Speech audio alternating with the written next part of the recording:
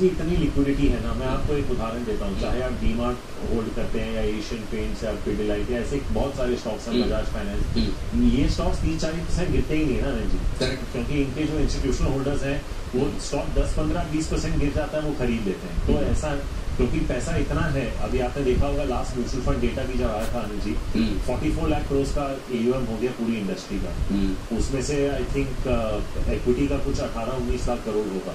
तो अगर आप अंदाजा लगा लीजिए, अगर फंड मैनेजर 5% कैश पे भी बैठा हुआ है तो ऑलमोस्ट 90,000 करोड़ का cash at any point in time mutual fund industry में है। उस पर आप इंश्योरेंस ऐड कर दीजिए, LIC, AIF, PMSs, तो मेरे ख्याल से at any point in time 1.5 से 2 लाख करोड़ का कैश सिस्टम में रहता है। तो इतना का अगर कैश आने जी तो क्रैश आने का तो सवाल ही पैदा नहीं होता। तो करेक्शंस आएंगे केस टू केस बेसिस पे, क्योंकि स्टॉक्स मुझे लगता है प्राइस टू परफेक्शन है across sectors by and large.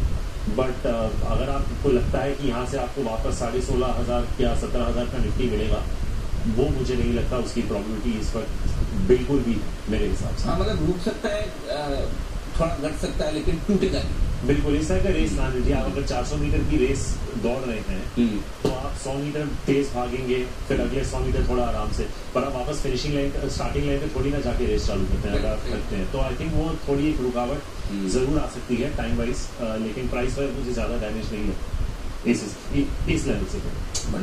तो मतलब थोड़ा बढ़ने में भी रुकेंगे और थोड़ा समय बिताने का टाइम वाइज करेक्शन ये ज्यादा आपके लिए जरूरी होगा ही एरिया उसके आसपास। तो ये तो मार्केट का व्यू हुआ।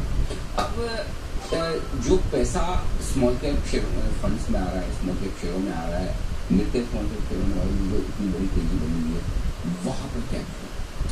तो अनिल जी आपने देखा होगा, आपके बहुत सारे मित्र भी हैं म्यूचुअल फंड इंडस्ट्री में, काफी लोगों ने स्कीम्स में पैसा लेना ही बंद कर दिया है स्मॉल कैप्स में, और ये और IPO के सब्सक्रिप्शन हाथ टेंडेंट चल रहे हैं, क्योंकि ब्रॉडर मार्केट में आइडियाज मोटा मोटी खत्म हो चुके हैं। तो अगर कोई IPO आ रहा है जिसकी डिसेंट रिटर्न रेशियोज है, डिसेंट मार्केट शेयर है, डिसेंट कैश फ्लोज हैं, 15-1% का अर्निंग्स या टॉप लाइन ग्रोथ था, उसको भयंकर सब्सक्रिप्शन मिल रही है। आई थिंक 3-4 हफ्ते पहले IPO का लिस्टिंग आया था, स्टॉक डबल हो गया। पिछले हफ्ते 2 लिस्टिंग्स थे, एक लिस्टिंग के दिन डबल हो गया था, एक लिस्टिंग के दिन 7% ऊपर था।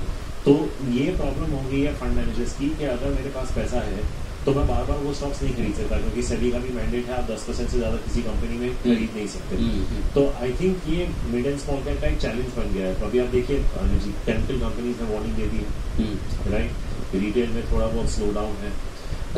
अगर हाउसिंग अगले साल इतना पॉजिटिव नहीं हुआ जितना है, तो उस प्लाईवुड, सेरामिक्स वगैरह जहां मैं बात कर रहा हूँ, ज्यादा मिड कैप स्टॉक जहां है, एक स्पेस जो अच्छा कर सकता है जी, मुझे लगता है EMS स्पेस है जहाँ पे अभी बहुत चर्चा हो रही है, और डिफेंस, क्योंकि इन सेक्टरों में कुछ ज्यादा रिप्रेजेंटेशन भी नहीं रही है, या बहुत सालों तक इन्होंने कुछ किया नहीं है। तो क्या होता है, कभी कभी स्टॉक्स 2-3 गुना बढ़ जाते हैं तो लोगों को लगता है कि भाई होगा, राइट। लेकिन मैं आपको एक उदाहरण देता हूँ कि परसिस्टेंट सिस्टम जब लॉकडाउन शुरू हुआ था 400 का था, 18 महीने में 3,600 हो गया था, 9 गुना गया था परसिस्टेंट सिस्टम जो डिस्कवर्ड स्टॉक है।